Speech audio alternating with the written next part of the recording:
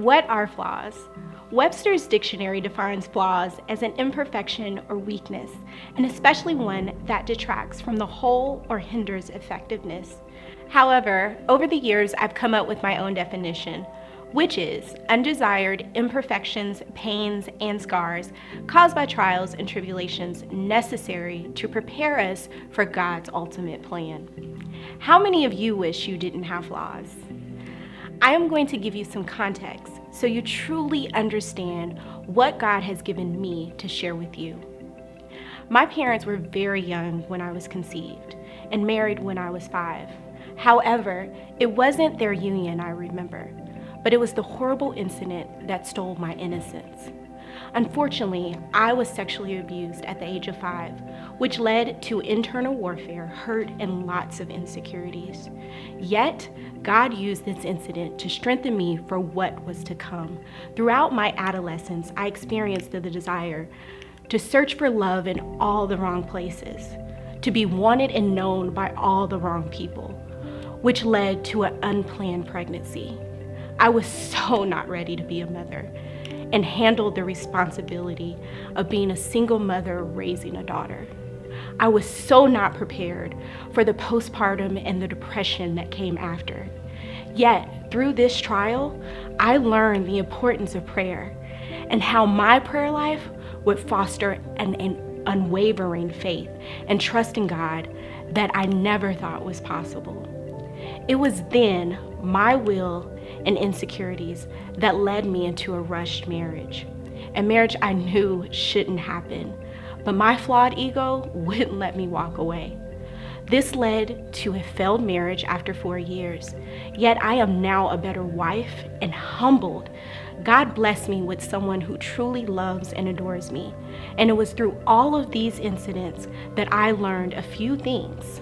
1, every flaw is a necessary part of God's process to prepare us for something greater and equip us for His mission. Our mission is to go ye therefore and teach all nations, baptizing them in the name of the Father and the Son and the Holy Ghost. Matthew 28:19. The second lesson I learned is that my story is not meant for me to keep to myself.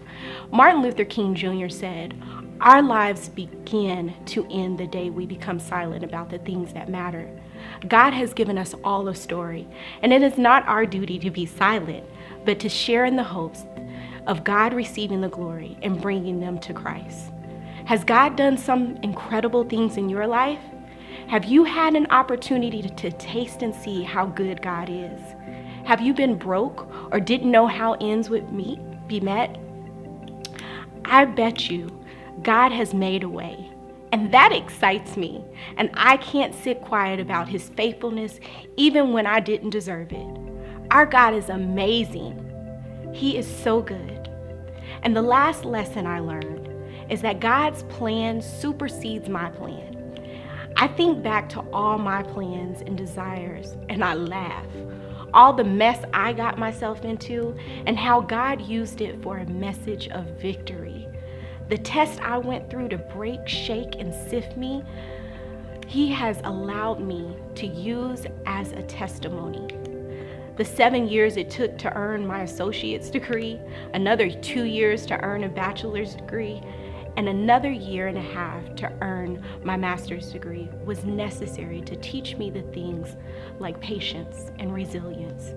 God is much bigger than you or I could ever imagine, and He has a plan for each of us. I encourage you today, embrace each flaw and allow God to use it for something greater than yourself. Jacqueline Carr says, "If it had not been for the shaking, I would have never been ready for the making.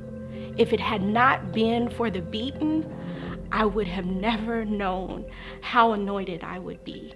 If it had not been for the pressing, I wouldn't be able to walk into my destiny. He's preparing me for greater." Ladies, hold on, because He is preparing you for greater. Now, do you still wish you didn't have flaws?